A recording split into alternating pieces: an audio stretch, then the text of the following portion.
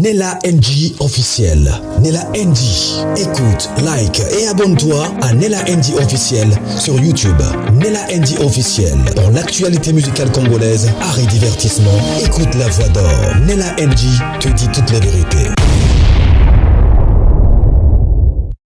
Bonjour ma soeur, bonjour mon frère, c'est le pasteur Daniel Waxon ici de l'église La Trinité du Dieu Très-Haut.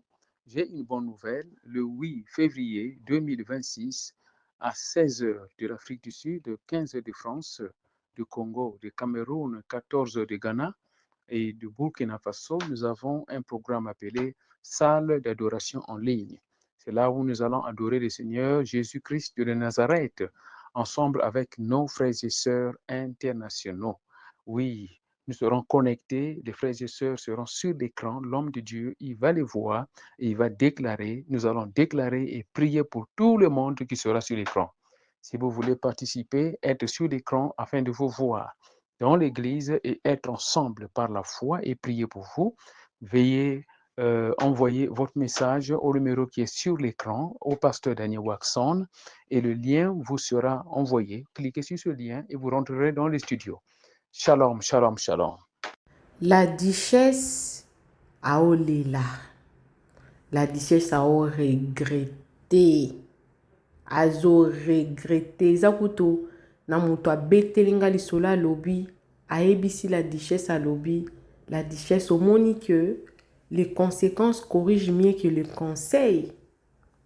Atuni siko muto abetelinga lisola lobi. Nasala ndenge nini kasi. Alobi zalaka bien.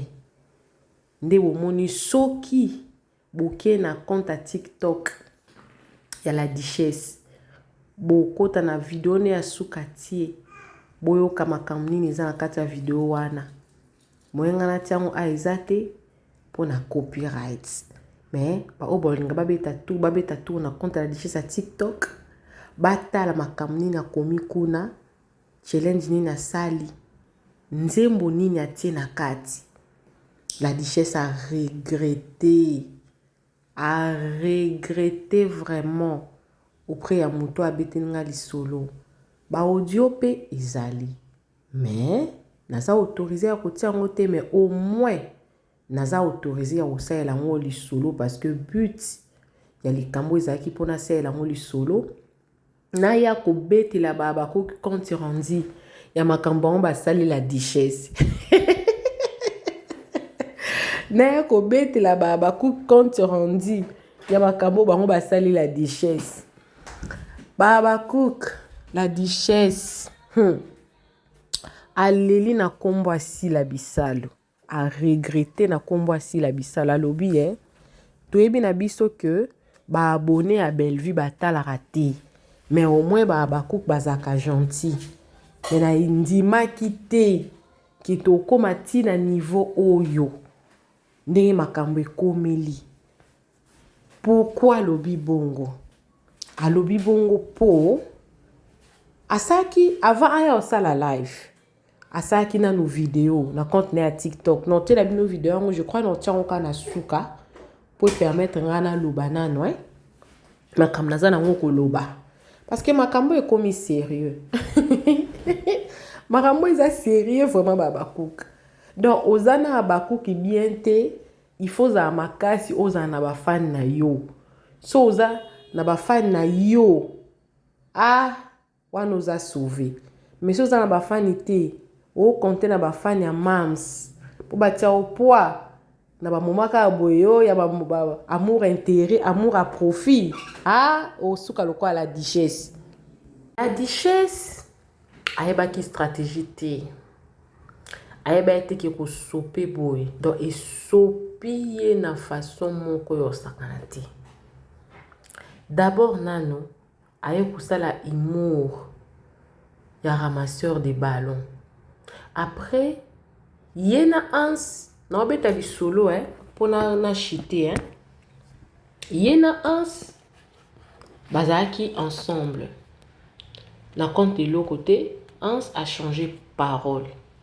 A changé parole pour nini amoni ke ba artiste mususu baningani na bango te na émission ya mams. Lelo lobi donc neti mams assisté émission lelo lobi ke osala émission pardon vidéo na TikTok atinze mwa madilo système kayanko. Allez, la duchesse a que ça là, vidéo y a ramasseur de ballons. Après, 1 ou 2 jours, ça a changé. Si la bombe a moutouté. Mais après avoir blessé Mams. Après qu'on blessé Mams, dans le bureau aussi la bombe a moutouté. Donc, pour yo, aux ala bien à moutou, to malam na moutou, il faut moutou na salle l'autre côté. To pose un ma bé faut mutana bomelo mutu on a plus question sous na toni na on continue pour na bolandanga très bien bolandanga vraiment bien na solo na obeta opo to chiter bien to sola la famille des Abakouk des Mams la grande famille na sepela na biso po tozala même morale tanga se rétracter bon abisi la bomelanga mutute. Le lendemain, la duchesse a qui kosala vidéo wana. Oya salaki, on a tiré bino 3 jours passés. On a tiré bino 3 jours, 2 jours passés, on a tiré bino.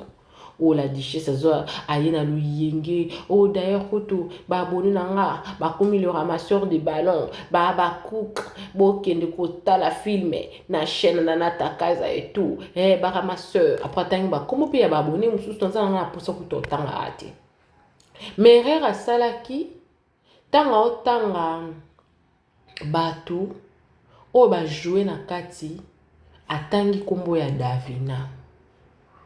Quelle hypocrisie, duchesse. Davina na minute oyo a manqué si là. Hein?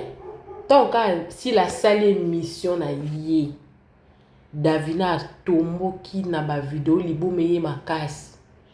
Ndetangu duchesse aye ko ça la promotion à filmer. A olobe Davina pas joué kuna na kati. Tous en ont battu. Pour nga baki na ozonga, oui, à part non ba voice à sali, ni a soli na muto abetenga li solo ninga zo regretter, na otinda bino kaka bozonga na TikTok a duchesse. Boko ta bota dernier vidéo na publié ki bota la nzembo ni na publié ki. Malobani neza na kati ya nzembo wana. Bo pesa nga raison. Duchesse que Davina na Mams Davina zo mankaka Mams na kolo bateke Davina za na problème na Mams te Davina na problème te Davina za na liboma na ye folie na ezo tinde ke aoka jalousie na ye na Mams aza na impolitesse na ye a manqué Mams respect suenga azaki duchesse ngena tanga même pas komba Davina parce que duchesse aza proche ya Hans ayebi bien que Davina na sila. Davina pardon, azan a problème à sila. Pour sila na problème neta moi amke sila okeni wa. Ana problème neta. Mais ayo loba Davina pe a joué kuna en même temps bengi ba Abakouk ba kende kotala film na ye. Ba Abakouk basi ba loba na ba vidéo nanga o na yela ki live ya duchesse ki abaki déjà que mam nela tokotala na biso film wana ti. Pourquoi tokotala ngo te misusu balandenga inbox. Parmi balandenga inbox. Tepe parmi bato baelinga pe voice. Oyo la duchesse asali. Oyo lobi ninga regretter. Oyo pousser nga la ko sala l'émission oyo. Ça vaut pour tout le monde. O bakanisaka que ezala bilo mususu ko somba na mbongo. Mais bilo mususu ko somba na mbongo te. Bambilo ko somba na mbongo te ezali ba relation les relations ba somba na mbongo te voilà alors parmi bato na recevaki tango la duchesse asaki live wana balobi boy mama nela uzomona te que la duchesse aolinga a profiter na Abakouk la duchesse azaka pire Ursule Péchanga. La duchesse azalaka Mams te. La duchesse aza hypocrite. Aye koluka ba visibilité na intérêt na ye moko.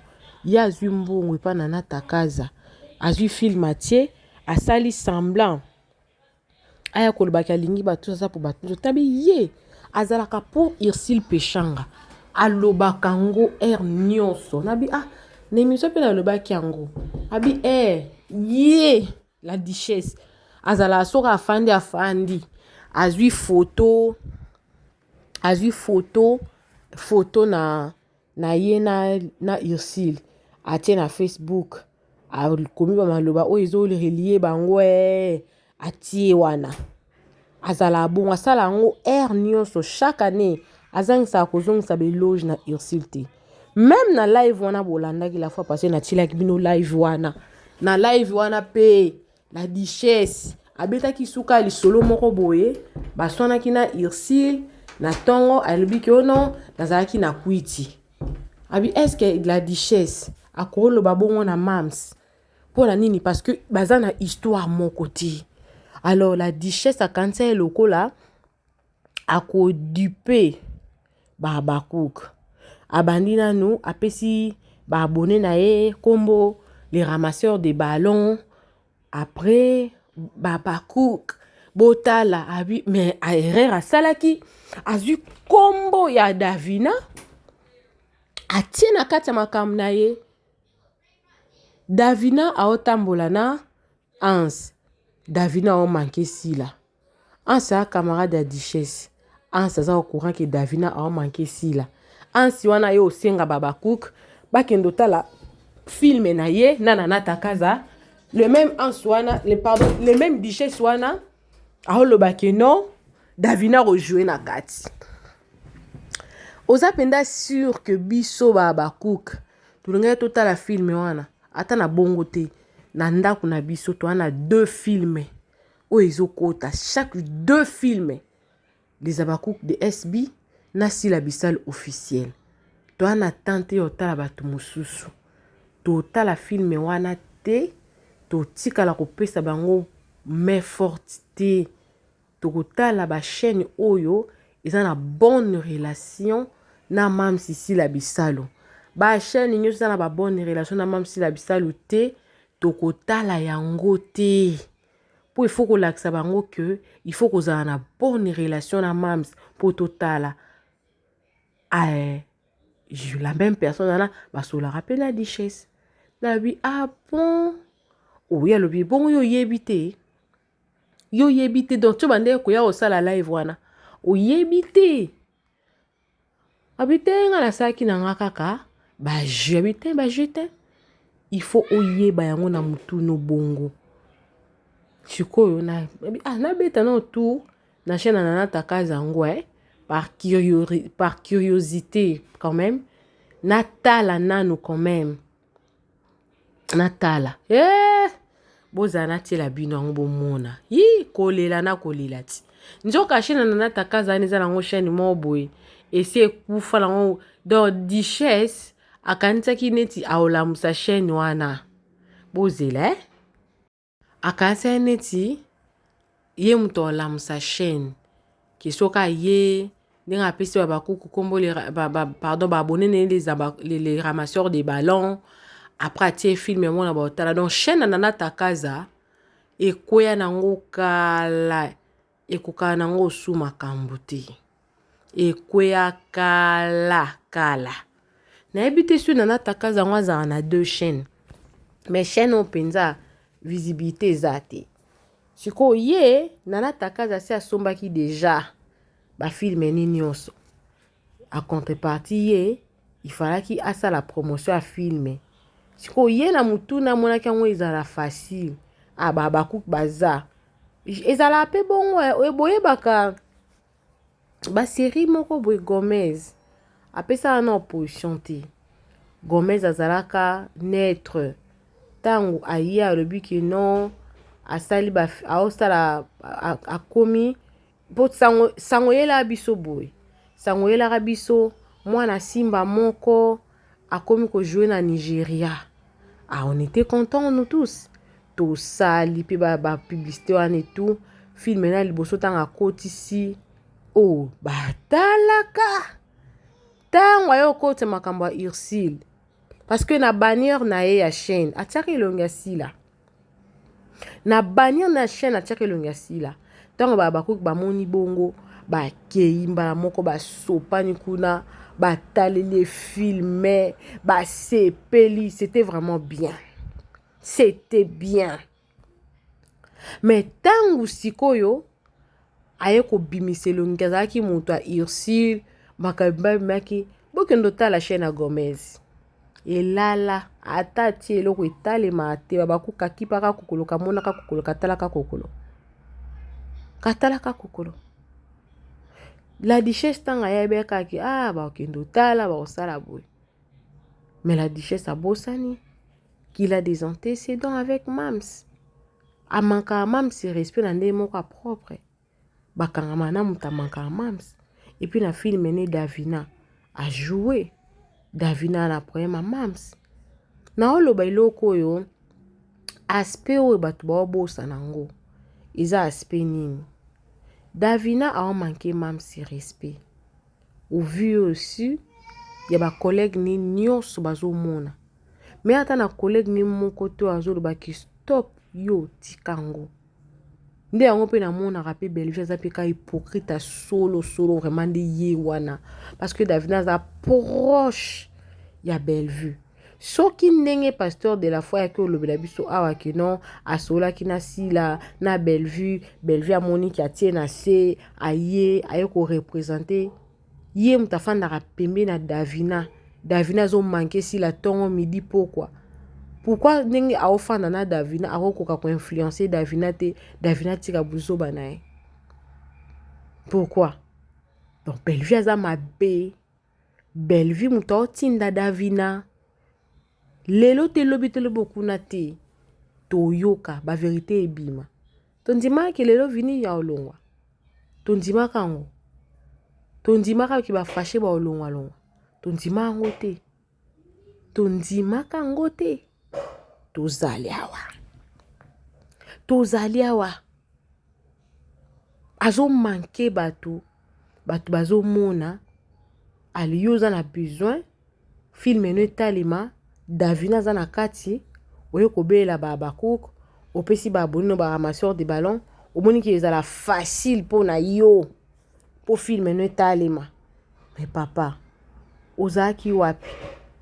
ozalaki wapi ntango osala makambo na ozalaki wapi je pense que ozalaki na mokili te mpo so ozalaki na mokili olinga ofanda yo moko réfléchir ke place nyonso Davina azali so obengi baabakuk baoya te parce que baabakuk so baki place lokola batrahir Mams baabakuk baza wana mpo na mama na bango et puis baabakuk baza prêt ya kosoutenir motu nyonso oyo ya kosoutenir mama na bango tomona yango na bachaîne na continuer na audio alobi bato ya famille libota ata bachroniqueur na bango moko batalaka bango te bango batalaka kaka chaîne ya Bellevue et puis na oloba ngo bondimelanga bavie ya Bellevue wana asalaka na bafilme nezaka nango ya solo te ya osomba namoni mutu moko na TikTok aoloba bafilme na bino etebi non soko oyebi YouTube nde efonctionnaka te obandoli bakeno basignale chaîne ya Mams te wana opesa bino stratégie boyeba ndeni bobandosala soki bolingi boluka Mams se bolingi botala filme na SB to les abakouk de SB il faut bokendaka bobeti kombo na barre de recherche ata omoni na olien ekoti kozwamba moko lien wana te beta kombo se bamoni ke kombo wana bato baoluka ngo mingi YouTube obanda automatiquement azopropulse yango bisika ebele parce que ayebi ke bato baluka kombo wana ekontaka makasi na organigramme babenga yango nini nabosani kombo babengaka nini nabosani na so kombo yango ye na oloba yango ezalaka vraiment ekontaka mingi na organigramme ya YouTube na nabosani kombo ezoya te so eye na koyebisa bino ekonta makasi ekonta vraiment na ndenge ke po YouTube a recommander vidéo wana les plus indépendant et puis na signalaka toujours babakoka boza interdit te okata ba partie ya film ya mams kotia na ba TikTok. Ngai moko na kofungola page ya TikTok oyo na bando bandaka kotiaka ba partie ka ya film ya mams et permetaka film epanzana. Tango ozopanzana botie partie moka ya 1 minute mais film eza 50 minutes. So tie 1 minute. Mutu peut-être amonaki yango te po mo ndenge ezalaka organigramme ya YouTube ezomona so ba vidéo suite eza na bato ebele nela namona ko suite te audience nanga ezokoma esusi pa noté mais soki bozobeta yango iti omonaki chaîne bato balingi yango mingi banda korekomanda yango na baabone nanga epuis na banon abone parce que eza na baabone nanga mosusu baomona su bavideo nanga te mais pourtant baza abone baklikaki cloche mpe ya notification mais esali kaka ke eza nde te na minute wana aomona video nanga te ezopela te bomona ezopela te esaki bongo. Donc la duchesse atie filme akotisi filme na chaîne la famille filme etebi ya koteba nga mona fe na lobi siko bato aboye asali filme wana na one day isali 1500 views akoti mususu isali 400 mutu abonda otelema aya koloba ke sila asila za na ngenge te mais vraiment to sila ye mutu obebisa théâtre mutu abongo nde aza na jalousie envers sila et pourtant ye moko akoka même pas kosala ata tutaka 2000 views na journée même ata TikTok a duchesse etalema susu te nga na oti na TikTok kuna te etalema te ye basérie oyo azali na succès makasi ezalaki basérie atapote parce que na batapote wana bamasolo ezalaka kobeta mona mutu akoti tapote bamasolo ezobetama masolo déjà mutu moko akokota abeti lisolo wana bato bacapture neti babiso boye toye nango na YouTube ezopermettre bango bavivre déjà bamonana quand même na baréseaux sociaux quand même eza pe na Doudou Supu na Jujubio tant ava babebana bazalaki na tapote kokutana na balive ye na Yaman Kasongo ndisalaki ke to maintenir bango mais ntango makanga balive wana baampleur nango esila etikali ndenge nini etikali compliqué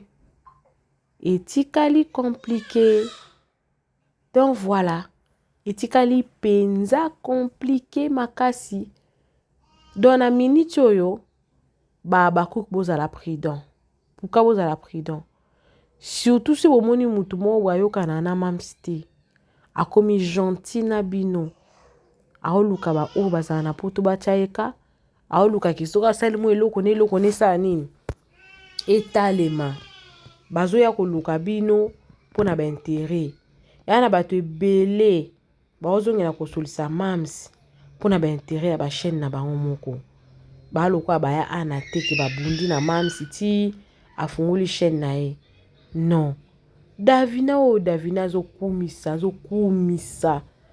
davina meme ata bata famille bota batalaki te tala chaîne ya Michou ekomi na combien de 1000 abonnés Michou afungoli chaîne wana ça fait même pas une année makomi na combien d'abonnés asa na 100 000 cas na bavideo na ye parce que bakoki bapesi force mais ne vous laissez pas duper toyebi qui toyebi nani aza nani première leçon réussie duchesse azwi leçon ya vie na ye tu ne peux pas vouloir ne pas okolinga mutu wana te on sent vraiment que yo olingi no mutu wana te molingi baabone na ye mpo nani so olingi ete kolinga mpe baabone na ye te parce que ye mpo akóma na niveau akomi wana abunda abundana komi na niveau wana parce que fruit ya mosala nda komi na niveau wana botika ya pe mate.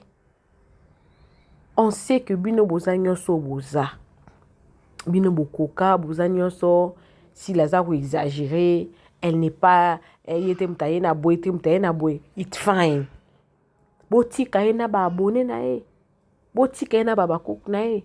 Pourquoi bolinga ba bakook na ye ba ya ko pesa bino force na ba chaîne na bino plutôt que bino mo bozo yi na ye moko boyi na pe na ba abonné na ye. Donc yo lingo olingi mutu wana te mais pour au vivre vous avez besoin mutu wana bolingi vous avez besoin ya bato bazota la ser mutu wana te kitoko te wana ko simba te koleka te. Donc bakook félicitations na musala kitoko bosali bobeti chaîne na Duchesse Kara makasi aleli na kombo mams aleli na kombo na bino so boke na TikTok ni kuna bomona makambo akomi bomona makambo alobi bomona pa publication na ndenge asali regret na regret ndenge aza wana donc okaka la guerre sera longue et populaire.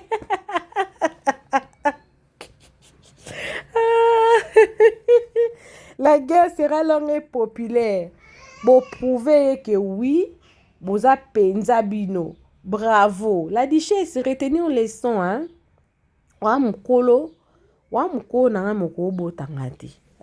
Wa mukolo na koza mukolo na musu ya ba 4 ans, ba 5 ans maximum.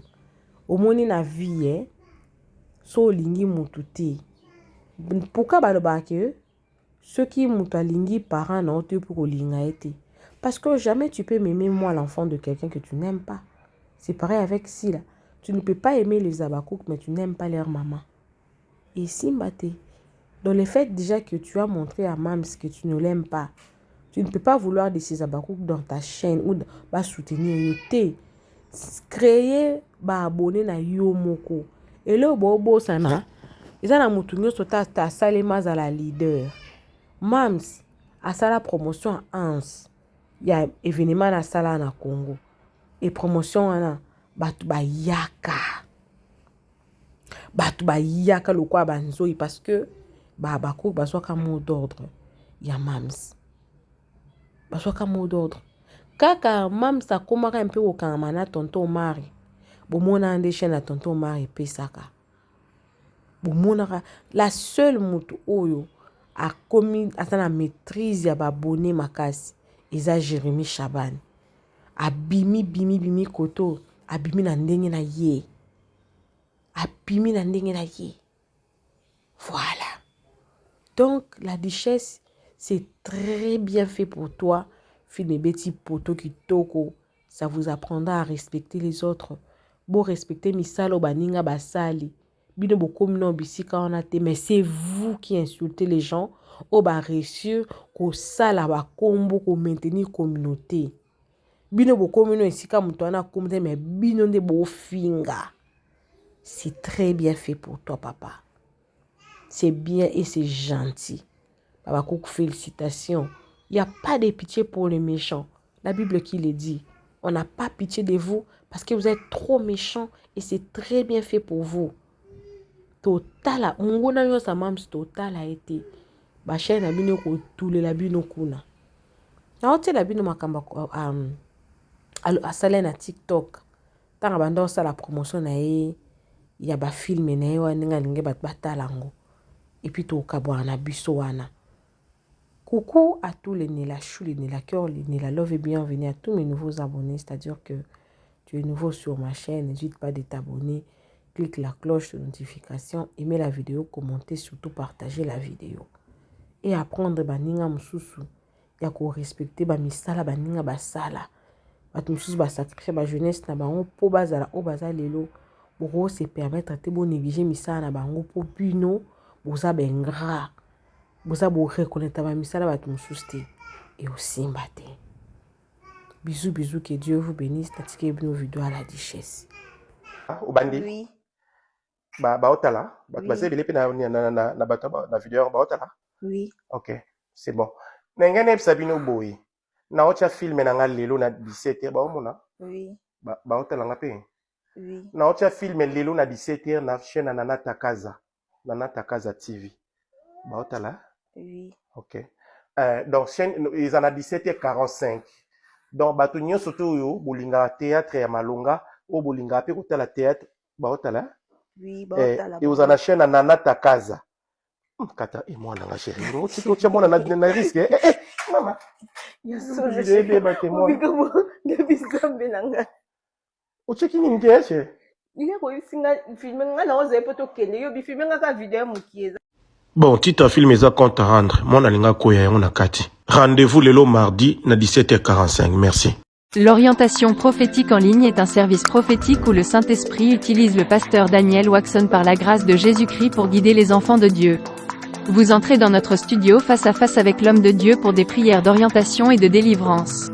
Shalom ma soeur, shalom mon frère, c'est pasteur Daniel Waxon de l'église de la Trinité du Dieu très haut en Afrique du Sud. Nous sommes un ministère de guérison, de délivrance et de messages prophétiques. Nous avons ici un service très important sur l'interprétation des rêves. Nous interprétons les rêves de nos frères, de nos sœurs de différents coins du monde. Mon numéro de téléphone WhatsApp c'est plus 27 62 791 6167. Veuillez me contacter pour qu'on puisse prier ensemble. Que l'Éternel Dieu Tout-Puissant te bénisse. Shalom. Rendez-vous sur notre site www.jesuschristthehealer.com pour vous inscrire. N'oubliez pas que la distance n'est pas un obstacle. Jésus-Christ vous aime. Dream Interpretation and Deliverance Prayers is a prophetic service which unlock the hidden messages of God through dreams. Don't rush to interpret your dreams. Not everyone can interpret prophetically his dreams. Contact a gifted man of God. Join us every Tuesday and Thursday from 9 p.m. South Africa. You and Pastor Daniel Waxon will interpret your dream as well as the dream of your brother and sister. Join the service. À très bientôt. Bonjour ma soeur, bonjour mon frère, c'est le pasteur Daniel Waxon ici de l'église La Trinité du Dieu très haut. J'ai une bonne nouvelle, le 8 février 2026 à 16h de l'Afrique du Sud, 15h de France, du Congo, du Cameroun, 14h de Ghana et du Burkina Faso, nous avons un programme appelé Salle d'adoration en ligne. C'est là où nous allons adorer le Seigneur Jésus-Christ de Nazareth ensemble avec nos frères et sœurs internationaux. Oui, nous serons connectés, les frères et sœurs seront sur l'écran, l'homme de Dieu, il va les voir et il va déclarer, nous allons déclarer et prier pour tout le monde qui sera sur l'écran. Si vous voulez participer, être sur l'écran afin de vous voir dans l'église et être ensemble par la foi et prier pour vous, veuillez envoyer votre message au numéro qui est sur l'écran, au pasteur Daniel Waxon, et le lien vous sera envoyé. Cliquez sur ce lien et vous rentrerez dans le studio. Shalom, shalom, shalom. Prière d'élévation spirituelle, prière d'implantation par le pasteur Daniel Waxon de l'église La Trinité du Dieu très haut en Afrique du Sud. Quelle est ta situation, ma soeur? Quel est ton problème? Jésus-Christ t'aime.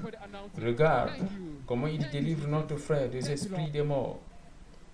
Regarde comment l'Éternel Dieu délivre notre soeur là-bas en Australie, loin de la maladie trouble bipolaire depuis 23 ans.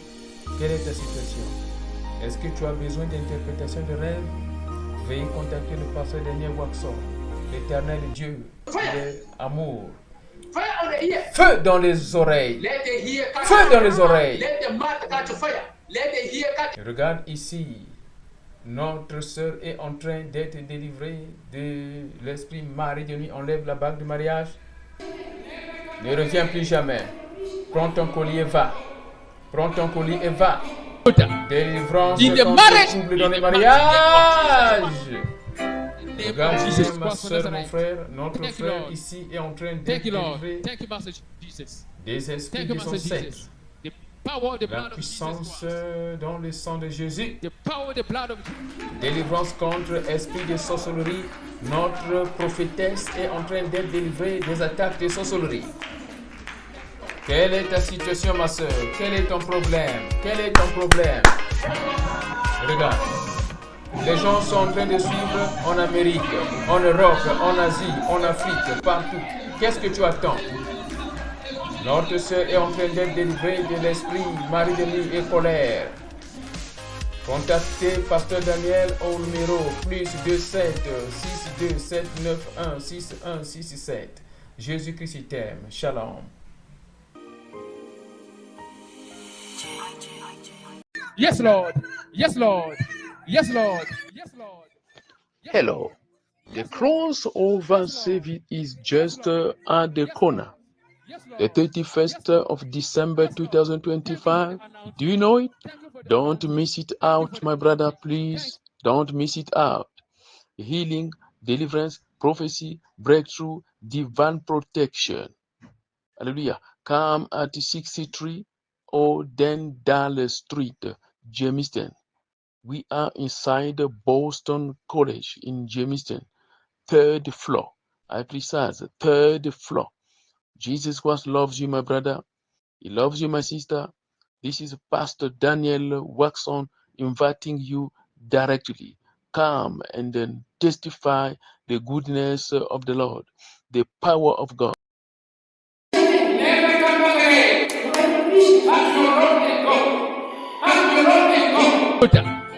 In the marriage, in the mighty name of Jesus Christ.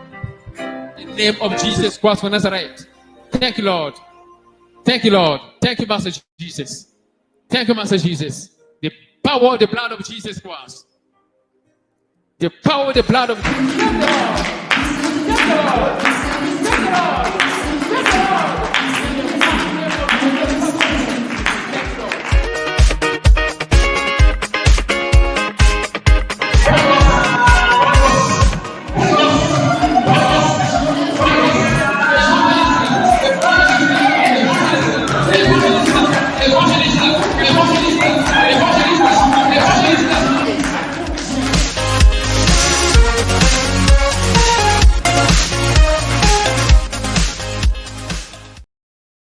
Nella NG officiel. Nella NG. Écoute, like et abonne-toi à Nella NG officiel sur YouTube. Nella NG officiel. Pour l'actualité musicale congolaise, art et divertissement, écoute la voix d'or. Nella NG te dit toutes les vérités.